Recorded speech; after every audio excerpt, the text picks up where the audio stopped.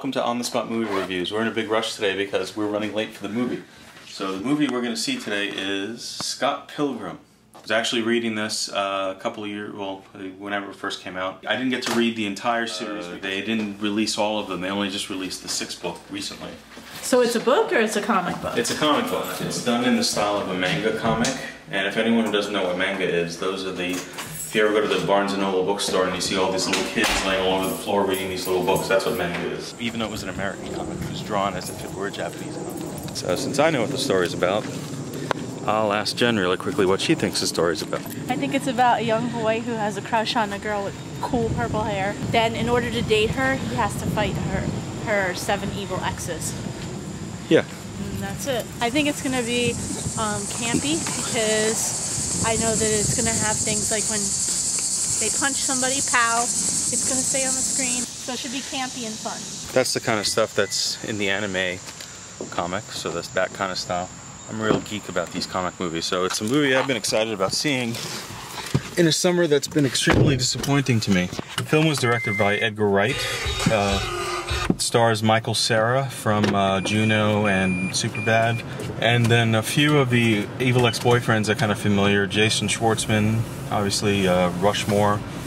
And the new Captain America is an evil ex-boyfriend, Chris Evans. The director, he also directed Shaun of the Dead, which is one of my favorite zombie comedy movies.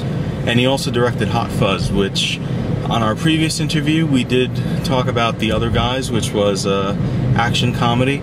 If you want to see an action comedy done to perfection, making fun of the action movies of the 90s, like a Point Break, Hot Fuzz is your movie. So this is Edgar Wright's 3rd film. He did a television series called Space, which was also one of my favorite films, favorite TV shows, starring Simon Pegg. I kind of feel like I discovered Edgar Wright on my own. I was buying a lot of British DVDs, and I found Space with no recommendation, no anything. I was just kind of curious what it was because I liked the cover, and I fell into his little weird world, and I'm glad I did. Well, every time you get dragged to one of these comic book movies, one of 2 things happen. What are the You either 2? like it or you hate it. Oh, there you go. I'm not looking for it to be a great film. I don't think it's going to be a great film. I'm looking for fun. Now, you liked Shaun of the Dead, though, didn't you? Hey. It's alright. The marriage is over. I know, it's always over when I don't like the movies you like. It was okay. I mean, I don't like zombies.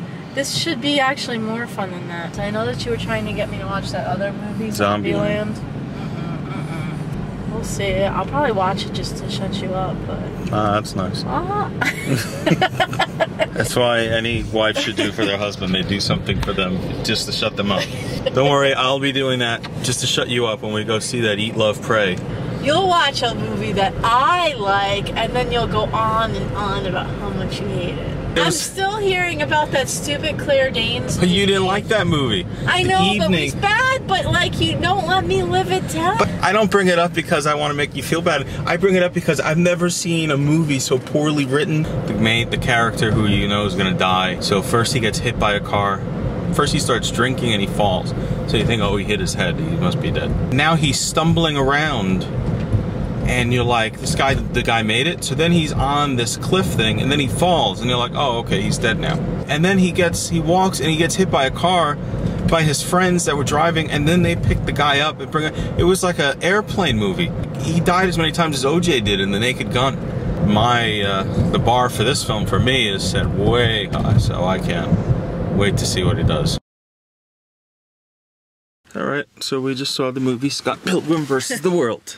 Yes, we did. I thought it had an excellent look to it. I thought they had like this theme, which was all like a big video game almost. I thought it was fun and silly. At first I thought it was a little bit on some kind of drugs because it moves so quick. So it was like...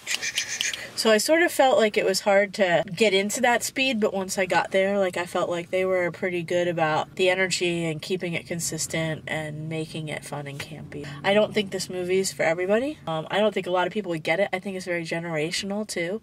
I don't know if everybody gets a lot of those references. It's like cotton candy. I'll preface this by saying I read the first 3 graphic novel. There are like 6 books. But I kind of knew what to expect. It was perfectly in tune with the comic. I thought the movie was fantastic. I loved it. I would not recommend this to anyone only because I love visual poetry movies.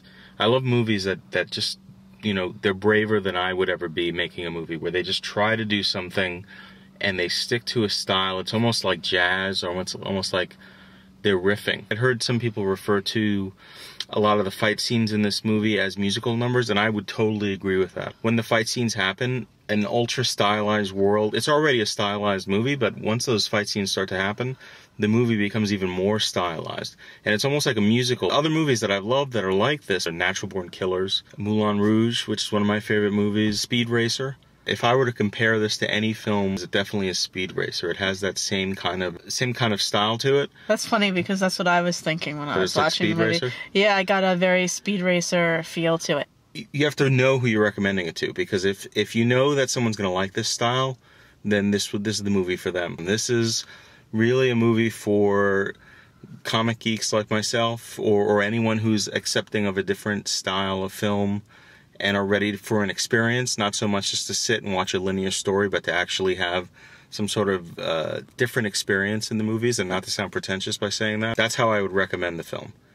I can see somebody going to see this, and if they don't have the right way of thinking about it, they could totally hate this film. Excited to see it again, excited to own it. This is an owner. Oh, of course. Go through the special features, listen to the audio commentary, watch deleted scenes. I mean, I really love this film. This, for me, finally, a nice summer movie. I agree with you about the beginning. It's like it's so quick and so fast when it starts. As an audience member, you don't have time to even think about what's happening. You have to catch up to it. It's not going to slow down for you.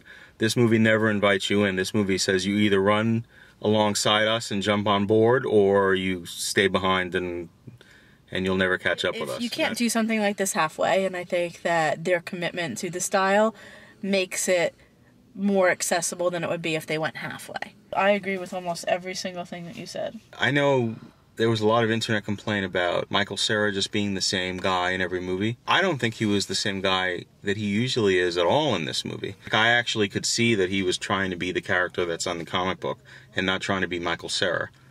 So I feel like to be saddled with that Michael Cera only plays one character and can't act is really unfair, especially in this movie. Michael Cera was different. I mean, he was a stronger character than he usually is. He wasn't Wimpy. Brandon Routh, I almost didn't recognize him. Well, I guess we both agree that it's a good movie, but we don't recommend anybody see it. If that makes any sense.